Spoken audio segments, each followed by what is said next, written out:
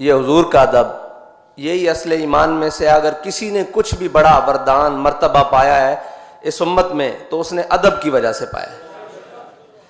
جب حضور ہجرت کے لیے تشریف لے کر جا رہے تو حضرت صدیق اکبر کبھی آپ کے آگے چلتے، کبھی آپ کے دائیں چلتے، کبھی آپ کے بائیں چلتے، کبھی آپ کے پیچھے چلتے، بس اچانک دوڑ پڑتے۔ تو حضور نے فرمایا صدیق یہ بھی کوئی چلنے کا طریقہ ہے؟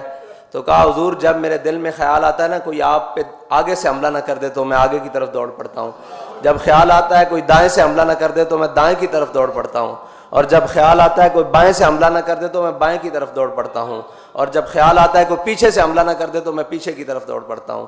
یہی ہر امتی کے لیے فرض ہے کہ جب بھی وہ حضور کی عزت اور ناموس کے لیے جہاں سے اس کو شک ہو کہ یہاں سے میرے نبی کی عزت پر حملہ ہو سکتا ہے وہ اس جانب اپنی جان مال سب کچھ لے کر چل پڑے۔ یہی امتی کے اوپر فرض ہے، کیونکہ یہ حضرت صدیق اکبر کی سنت ہے کہ جہاں سے بھی خطرہ ہو، حملہ نہ ہو جائے، صرف خطرہ ہو کہ یہاں سے میرے آقا و مولا صلی اللہ علیہ وسلم کی ناموس پر حملہ ہو سکتا ہے، اس کا اندیشہ ہو، اس جانب دوڑ پڑنا، یہ حضرت صدیق اکبر کی سنت ہے۔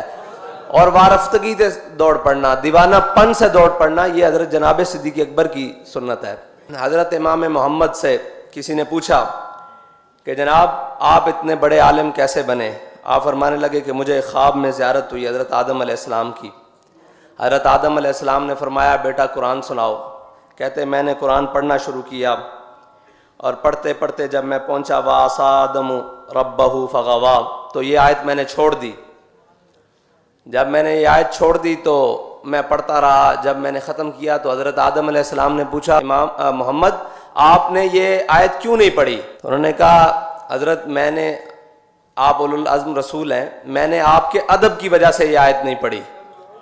تو حضرت آدم علیہ السلام نے فرماتے ہیں امام محمد کے مجھے سینے سے لگایا اور تمام علوم عطا کر دیے، یہ ادب کی وجہ تھی۔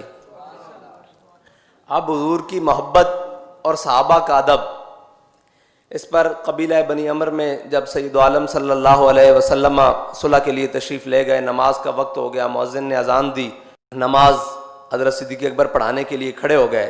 دوران نماز دو باتیں ہیں، ایک بات ہے کہ حضور نماز میں موجود نہیں ہے، صحابہ کا خیال کدھر ہے، اور ایک بات ہے کہ حضور نماز میں موجود ہیں تب بھی صحابہ کا خیال کدھر ہے، دھیان کدھر ہے، نگاہیں کدھر ہیں، صرف دھیان نہیں نگاہیں بھی کدھر ہیں اور خیال بھی کدھر ہے۔ اسی لیے اقبال نے کہا تھا شوق تیرا اگر نہ ہو میری نماز، اس کا عملی نمونہ صحابہ کرام نے آگے پیش کیا، آپ سنیں۔ حضور دوران نماز تشریف لے آئے، اب صحابہ نے اپنی آنکھوں کے گوشوں سے دیکھا کہ حضور تشریف لے آئے ہیں۔ اب جب کوئی پیچھے سے نمازی، وہ تو امام الانبیاء ہے، نمازی کوئی آئے تو وہ اس جانب سے داخل ہوتا ہے نا، محراب کی جانب سے تو داخل نہیں ہوتا، وہ پیچھے سے آتا ہے اس طرح۔ حضور پیچھے سے تشریف لائے، صحابہ کو کیسے پتہ لگا؟ ہمارے قائد فرماتے تھے کوچا کوچا میں مہکتی ہے یہاں بوئے قمیص، اور یوسفستان ہے ہر گوشہ کنان عرب۔ تو کیسے پتہ لگ گیا آپ کو؟ حضور کی خوشبو آ گئی صحابہ کو، اور اسی خوشبو میں گم تھے کہ وہ کہاں ہے۔ حضور نماز میں پہنچ گئے، اب صحابہ نے بعض ایسے ایسے اور بعض ایسے ایسے دونوں طرح تصویر شروع کر دی، تو اب حضرت صدیق اکبر نے اپنی آنکھوں کے گوشوں سے پیچھے دیکھا، جب دیکھا تو جناب رسول اللہ تشریف فرما ہو گئے، تو آپ اپنے مصلی سے نا پیچھے ہٹنے لگے۔ تو حضور نے فرمایا صدیق یہیں کھڑے رہیے اور نماز ادا کیجئے، مکمل کیجئے۔ آپ نے نماز نہیں پڑھائی بلکہ پیچھے آ گئے، اور پیچھے آ کے سید رسول اللہ صلی اللہ علیہ وسلم مصلی پر جلوہ گر ہو گئے۔ آپ نے نماز مکمل فرمائی، اور نماز مکمل فرمانے کے بعد جب سلام پھیرا تو حضور نے فرمایا صدیق میں نے جب آپ کو کہا تھا کہ آپ نماز مکمل کریں، آپ نے نماز کیوں نہیں مکمل کی؟ عرض کی یا رسول اللہ ابو قحافہ کی بیٹے کی کیا جرت ہے کہ وہ آپ کے مصلی پر کھڑا ہو۔ اللہ، یہ ہے وہ مقام جہاں حضور پیچھے سے تشریف لائے ہیں۔ حضرت انس بن ابی مرثد الغنمی سرایہ میں جاتے ہوئے حضور نے صحابہ سے کہا کہ وہ سامنے چوٹی پر ہمارے لیے پیرا اس رات کون دے گا تاکہ اس جانب سے ہمارے اوپر دشمن حملہ نہ کرے؟ تو حضرت انس بن ابی مرثد الغنمی کھڑے ہوئے، فرمایا حضور میں پیرا دوں گا۔ رات گزری، صبح فجر کے ٹائم حضور نے پوچھا کہ وہ ہمارا شاہ سوار نہیں آیا؟ انہوں نے کہا حضور ابھی تک تو کوئی نہیں آیا۔ اب نماز کھڑی ہو گئی، اب نماز میں آپ کو پتہ ہے کہ جو نماز ادا کر رہا ہو اس کی نظر قیام کے دوران کہاں ہونی چاہیے؟ سجدے کی جگہ پہ نا.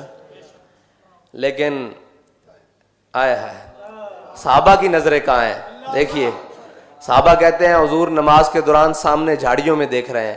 حضور تو جھاڑیوں میں دیکھ رہے ہیں، صحابہ کہاں دیکھ رہے ہیں؟ وہ حضور کی آنکھوں کی طرف دیکھ رہے ہیں. حضور پیچھے سے آئے، ان کا دھیان حضور کی طرف. حضور سامنے کھڑے ہیں، حضور سامنے دیکھ رہے ہیں، ان کا دھیان پھر حضور کی طرف. شوق تیرا اگر نہ ہو میری نماز کا امام، میرا قیام بھی حجاب، میرا سجود بھی حجاب. اسی لیے اقبال نے کہا مغز قرآن روح ایمان جانے دیں.